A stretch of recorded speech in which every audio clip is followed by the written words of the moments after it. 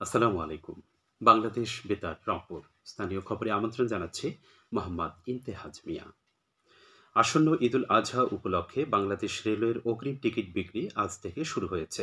আজ যারা টিকিট সংগ্রহ করছেন তারা ৩১ মে তারিখে ভ্রমণ করতে পারবেন। আজ সকাল ৮টা থেকে অগ্রিম টিকিট বিক্রি শুরু হয়। রেলওয়ের সিদ্ধান্ত অনুযায়ী আগামী ১লা জুনের টিকিট ২২শে মে, ২রা জুনের টিকিট ২৩শে মে, ৩রা জুনের টিকিট ২৪শে মে, ৪ঠা জুনের টিকিট ২৫শে মে, ৫ই জুনের টিকিট ২৬শে মে ও ৬ই জুনের টিকিট ২৭শে মে পাওয়া যাবে। বিভিন্ন কর্মসূচির মধ্য দিয়ে দেশে গতকাল বিশ্ব পরিমাপ দিবস পালিত হয়েছে। ওজন ও পরিমাপ বিষয়ে সচেতনতা তৈরিতে প্রতিবছর বিশ্বব্যাপী এই দিবসটি পালন করা হয়।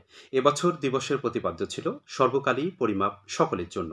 এদিকে দিবসটি উপলক্ষে রংপুর জেলা প্রশাসন ও বিএসটিআই এর যৌথ আয়োজনে জেলা কালেক্টরেট সম্মেলন কক্ষে এক আলোচনা সভা অনুষ্ঠিত হয়।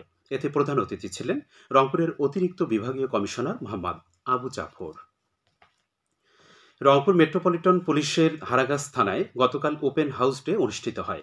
এতে প্রধান অতিথি ছিলেন অতিরিক্ত পুলিশ কমিশনার নরেশ চাকমা। অনুষ্ঠানে সকল শ্রেণী পেশার মানুষের অংশগ্রহণে এক উন্মুক্ত পরিবেশে পুলিশ ও জনগণের মধ্যে পারস্পরিক সম্পর্ক উন্নয়নের দিক নির্দেশনামূলক আলোচনা হয়।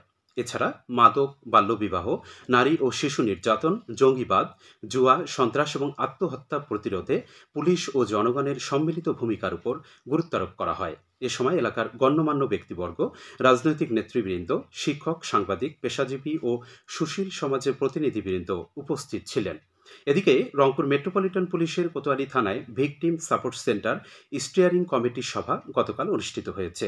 সভায় ভিকটিম সাপোর্ট সেন্টারের সার্বিক কার্যক্রম, সেবার মান উন্নয়ন এবং ক্ষতিগ্রস্তদের প্রতি সহানুভূতিশীল ও মানবিক সেবা প্রদানে বিভিন্ন কৌশল নিয়ে আলোচনা করা হয়।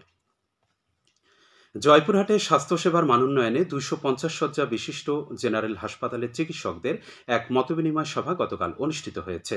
হাসপাতালের তত্ত্বাবধায়ক ডাক্তার সর্দার রাশেদ মোবারক জুয়েলের সভাপতিত্বে হাসপাতাল মিলনায়তনে আয়োজিত এক মতবিনিময় সভায় প্রধান অতিথি ছিলেন civil surgeon doctor Mohammad Al Mamun. সভায় সিভিল সার্জন হাসপাতালের উন্নয়ন ও জেলাবাসীর স্বাস্থ্যসেবার মান উন্নয়নে প্রয়োজনীয় দিক নির্দেশনা প্রদান করেন। এ সময় তিনি সেবা নিতে আসা রোগী ও তাদের অভিভাবকদের সঙ্গে কথা বলেন।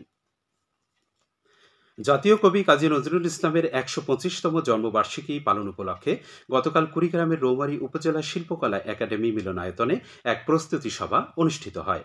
এতে প্রধান অতিথি ছিলেন উপজেলা নির্বাহী অফিসার উজ্জ্বল কুমার হালদার। সভায় দিবসটি পালন উপলক্ষে আগামী ২৩শে মে ৩ দিন ব্যাপী বিভিন্ন কর্মসূচি গ্রহণ করা হয়। কর্মসূচির মধ্যে রয়েছে আলোচনা সভা, আবৃত্তি প্রতিযোগিতা, গ্রন্থপাঠ, নজরুল সঙ্গীতের আসর ও নাটক উল্লেখযোগ্য। বাংলাদেশ সেনাবাহিনীর উদ্যোগে জয়পুরহাটের খেরতাল উপজেলায় ফ্রি মেডিকেল ক্যাম্প গতকাল অনুষ্ঠিত হয়েছে।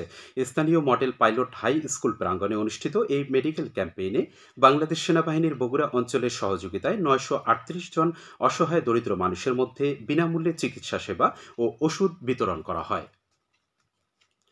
গাইবান্ধার সাঘাটা উপজেলায় খোলা বাজারের খাদ্য বান্ধব কর্মসূচির চাল কালোবাজারে বিক্রির সময় ওএমএস ডিলার ও বোনারপাড়া ইউনিয়ন আওয়ামী লীগের সভাপতি মোহাম্মদ আফজাল হোসেনকে আটক করেছে পুলিশ। গতকাল উপজেলার কলেজ মোড় এলাকা থেকে ১৭ বস্তা চাল সহ তাকে আটক করা হয়। এ ব্যাপারে থানায় মামলা দায়ের করে আদালতের মাধ্যমে তাকে কারাগারে পাঠানো হয়েছে।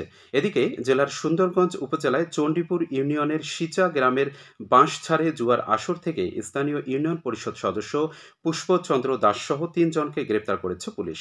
গতকাল রাতে তাদেরকে গ্রেপ্তার করা হয়। সুন্দরগঞ্জ থানার ভারপ্রাপ্ত কর্মকর্তা আব্দুল হাকিম আজাদ বিষয়টি নিশ্চিত করেছেন। লালমনিরহাটে ২৫ বোতল ফেন্সিডিল ও ৯০ পিস ইয়াবা ট্যাবলেট সহ ২ জন মাদক কারবারিকে গ্রেপ্তার করেছে পুলিশ।